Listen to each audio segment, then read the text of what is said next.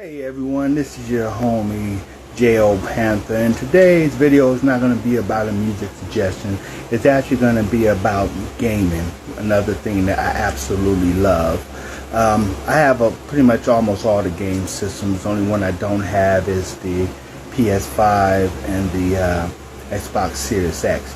But today's video is actually about two mascots that I think get treated differently by critics and the media. A little bit of preferential treatment. So first off, let's talk about Sonic the Hedgehog.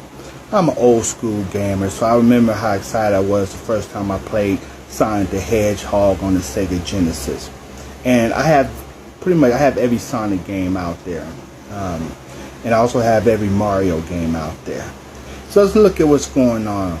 Now, say what you will about the Sonic games or Sega. One thing I do, and one of the reasons why I like Sonic better, is because Sega does do different things with the Sonic games.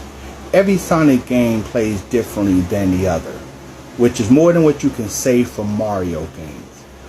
Case in example, the first 3D Sonic game, Sonic Adventure, had a hub world. You could play games within games inside the game, and you could also play as the other characters in their own little adventure after you kind of unlock them. Now, but you could only be the good guys. Sonic Adventure 2, you was able to be for the first time, you was able to be bad guys going against Sonic, which introduced Rouge, Shadow, and then the Dr. Robotnik robot. Okay, against Sonic, Tails, and Knuckles.